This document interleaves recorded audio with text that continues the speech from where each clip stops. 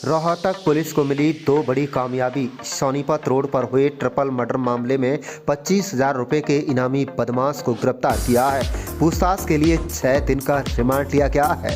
Police remand लिया गया है और 19 सितंबर को बालियान मोड़ पर शराब के ठेके पर हुई थी 3 युवकों की गोली मारकर हत्या। काला जठेड़ी व बिश्नोई गैंग के साथ संबंध की आई थी सामने बात।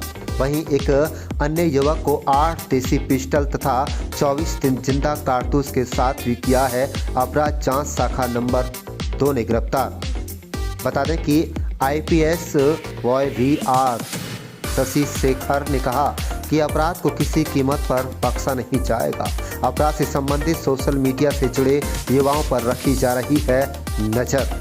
रोहतक पुलिस को आपराधिक घटनाओं के मामले में बड़ी कामयाबी हासिल मिली है और वहीं 19 सितंबर को सोनीपत रोड पर हुए ट्रिपल मर्डर मामले में 25,000 रुपए के इनामी बदमाश को गिरफ्तार कर लिया गया है। वहीं नाकेबंदी की जांच के दौरान एक युवक को 8 देसी पिस्तौल और 24 जिंदा कारतूस के साथ गिरफ्तार किया गया है। इस संबंध में प्रेस कॉन्फ्रेंस करते हुए आईपीएस शशि शेखर ने जानकारी देते हुए कहा कि अपराध जांच शाखा 2 सोनीपत रोड पर बालियाना गांव के पास 19 सितंबर को हुए ट्रिपल मर्डर मामले में जांच चल रही थी, तो वहीं आरोपी की गिरफ्तारी के लिए जुटी हुई थी पुलिस। इस मामले में उन्हें देर रात कामयाबी हासिल हुई है। आप देख रहे हैं Sonipat bureau report. Rohtak police अधीक्षक श्री नरेंद्र बिजानिया सर के आदेशानुसार और दिशा निर्देश के अनुसार रोहतक में जो भी क्राइम हो रहा है उसको त्वरित गति से डिटेक्ट करने के लिए हमारा क्राइम टीम्स और सारे थाना का स्टाफ का प्रयास जारी था। तो उसमें कुछ सफलताएं प्राप्त हुए हैं जो आपसे शेयर करने के लिए ये प्रेस कॉन्फ्रेंस रखा है। तो पहला चीज़ है कि किसी मुकदमा में इन्वेस्टिगेशन के दौरान हमारा CA2 का इंचार्ज साहब जो है, जो SI सतीश जी जो मेरे साथ बैठा है, उनको सूचना मिला था कि कोई बड़ी मात्रा में वेपन्स किसी गाड़ी में जा रहा था। तो उस इंफॉर्मेशन के बेसिस पे हमारे CA2 टीम ने एक नाकाबंदी किया। इस नाकाबंदी के दौरान 8 देसी वेपन्स हम रिकवर किया, इंक्लूडिंग 24 जो लाइव राउंड्स है।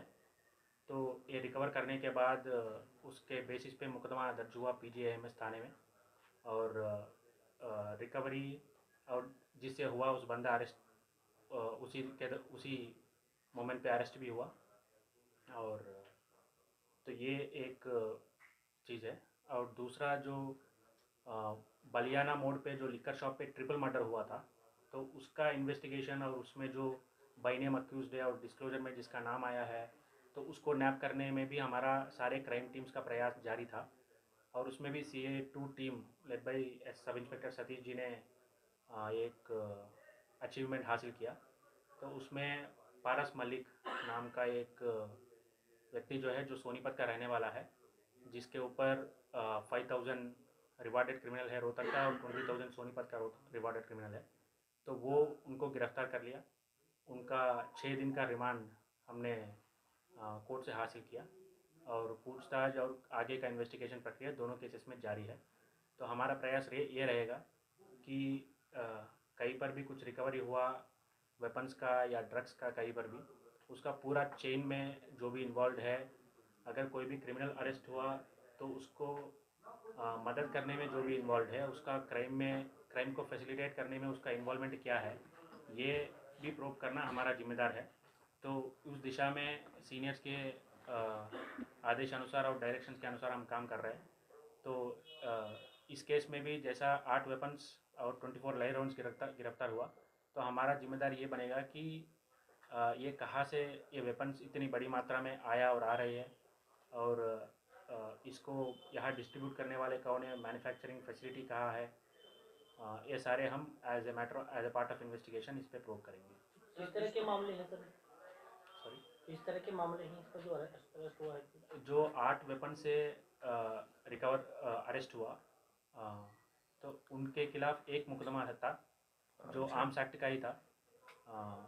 इसके अलावा उनके ऊपर एक ही मुकदमा था। सर, जो सन्नी रिटोली का साथी बताया था, ये सारे तो अलग गैंग बनाने की फिराक में जी, पर्टिकुलर डिटेल्स में जाना मुझे नहीं लगता कि वो ज़रूरी है, लेकिन ये एक थीम हम ऑब्जर्व कर रहे हैं कि किसी न किसी, स्पेशली जो युवक जो है 18 साल और 30-40 साल उसके बीच में जो है, तो किसी न किसी बहकाव में आके अपना गैंग बनाने की चक्कर में, या किसी और गैंग से खुद को प्रोटेक्ट करने के चक्कर में वेपन्स को प्रोक्योर करने का जो इरादा है, तो कहीं ना कहीं हमको दिख रही है। तो उस पर हम भी लगातार इन्फॉर्मेशन भी कलेक्ट कर रहे हैं, हमारा क्राइम टीम लगातार काम कर रहे हैं, उस काम करने के दौरान ही ये सफलता मिला है। लेकिन उस कैटेगरी का जो यूथ है उनको मैं यही कहना चाहता हूँ कि अगर आपको लगा कि किसी और से आपको थ्रेट है, तो पुलिस का रिस्पॉन्सिबिलिटी बनता है कि आपको प्रोटेक्शन दे और आपका लिबर्टी और सेफ्टी एंड सिक्योरिटी का ख्याल रखे। और कहीं पर भी आपको अगर ऐसी इन्फॉर्मेशन मिली जिसके पास वेपन है, जो वेपन्स प्रोक्योर कर रहा है और प्रोक्योर करने की प्लानिंग में है, तो तुरंत आप संबंधित थाना क्षेत्राधिकार का जो थाना है वहाँ या हमारा क्राइम टीम्स को सूचना दें। हम ये सुनिश्चित करेंगे कि आपका जो नाम और डिटेल्स है वो सीक्रेट रहे और आपको कोई थ्रेट ना पहुंचाए, और आपको भी इंसेंटिवाइज करने की प्लान हम करेंगे। ट्रिपल मर्डर केस में जो पारस मलिक को अरेस्ट किया गया है उसका कितना रोल था, किस लेवल का रोल था, और जो गिरोह का सरगना जो है राहुल एलियस बाबा उसका कितना करीबी रहा है? तो जैसे मैंने बताया, पारस मलिक जो अरेस्ट हुआ है, तो उनके ऊपर ऑलरेडी 5,000 रुपीज़ का रोहतक पुलिस का एक रिवार्ड है और 20,000 रुपीज़ सोनीपत पुलिस का रिवार्ड है। तो इसका मतलब ये है कि इनका जो क्रिमिनल हिस्ट्री अगर आपने देखा जाए, जो ये he is involve in many crimes. तो इनका एग्जैक्ट रोल क्या है, ये मैटर ऑफ इन्वेस्टिगेशन है, तो अभी क्लियर नहीं हो पाए, इसलिए हमने 6 दिन का रिमांड भी लिया है। तो इसमें सारी चीज़ क्लियर कर देंगे। तो इससे कोई वेपन भी रिकवर हुआ क्या, कोई असला वगैरह कोई पारस से? तो एट द मोमेंट वेपन कुछ इनसे रिकवर नहीं हुआ, लेकिन इतना क्लियर है कि इनका इन्वॉल्वमेंट इसमें है। रिसेंटली क्राइम ब्रांच दिल्ली ने एक रेड कंडक्ट की थी, उसमें इनका साथी अंकित वाल्मीकि रोहतक का वो अरेस्ट हुआ दिल्ली में, और बताया गया राहुल बाबा के काफ़ी नज़दीक थे, बट वो निकल गया। कोई और इनपुट इस बारे में कोई? तो इसके बारे में अभी शेयर करने लायक इनपुट कुछ नहीं है। इस तरह के जो और भी क्रिमिनल अरेस्ट करने बाकी है, क्योंकि इनसे जुड़ी हुई चैन जो आपको लगती है कि कोई जुड़ी हुई चैन है? जी, ये सिर्फ इस क्राइम को मैं सीमित नहीं रखना चाहता हूँ। कई सारे क्राइम्स है जहाँ हम ये देखने के लिए मिलती है कि कोई क्राइम करेगा, हीनस क्राइम करेगा और पुलिस से भागने की प्रयास करेगा, और उस प्रयास में कई सारे लोग मदद भी कर रहे हैं। कुछ लोग पैसे दे के मदद कर रहे हैं, कुछ लोग व्हीकल दे के मदद कर रहे हैं, कुछ लोग अपना शेल्टर दे के मदद कर रहे हैं। तो कानून के मुताबिक जो लोग भागते हुए क्रिमिनल को, ख़ास तौर पे जो क्रिमिनल गैंग बना हुआ है, तो उनको जो मदद करेगा, जो हैबिचुअल ऑफेंडर है उनको जो मदद करेगा, वो भी इसके लिए जिम्मेदार रहेंगे एज़ पर लॉ। तो हमारा प्रयास यही रहेगा कि जो भी इस क्रिमिनल्स को भागते वक्त मदद किया, किसी भी तरीके का मदद, वो भी हम प्रूव करेंगे, उसका इन्वॉल्वमेंट भी हम एज़ पर लॉ जो कार्रवाई बनता है वो करेंगे। कितनी गैंग्स करी है सर, जैसे हिमांशु भाऊ, राहुल बाबा, इस तरह की कितनी गैंग्स करी है, कुछ लगता है सर, जिनके गुट के पकड़े जाने लगा था? सॉरी, आपका क्वेश्चन समझ में नहीं। रोहतक की अगर बात करें, हरियाणा के आसपास की बात करें, तो कितनी गैंग्स करी है यहाँ पर बताई जा रही है? क्योंकि नए नए बच्चों को जोड़ रहे हैं, आपने कहा कि नए नए बच्चों को भी आपने एक संदेश दिया कि तो सक्रिय गैंग का कुछ नंबर ऐसा बोलना मुश्किल है और ठीक भी नहीं है। तो हम इतना कह सकते हैं कि ये जो यूथ जो है, आप इस चक्कर में ना पड़े कि किसी गैंग से आपको थ्रेट है या किसी गैंग में शामिल करना चाहते हैं। शामिल करने से कोई सोशल मीडिया पे भी कई सारे चीज़ अननेसरली वायरल हो रही है, तो इससे बहकाव में ना आए।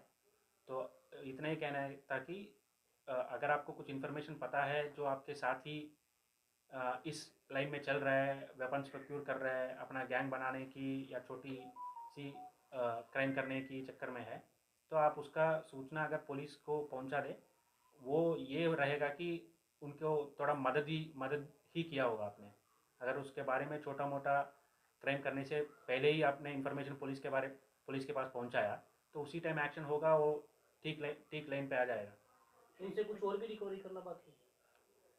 इन्वेस्टिगेशन पे अगर हमको लगा कि इसने आउट भी वेपन्स प्रोक्योर किया, जरूर उसको रिकवर करना हमारा रिस्पॉन्सिबिलिटी बनता है। एक रिसेंटली देखने को मिला है सर कि जो बड़े गैंगस्टर हैं, चाहे उसमें बिश्नोई ग्रुप का बात कर लीजिए, चाहे हिमांशु भाऊ का या बाबा गैंग का, नए लड़कों को खासतौर से ये एसोसिएट करते हैं सोशल मीडिया का, खासतौर से सहारा लेते हैं लाइक इंस्टाग्राम वगैरह। तो इस पे चेक लग के नए लड़के इनके इन्फ्लुएंस में ना आए, उसको लेकर आप लोगों की कोई प्लानिंग है क्या? तो पहला चीज़ जो है, जो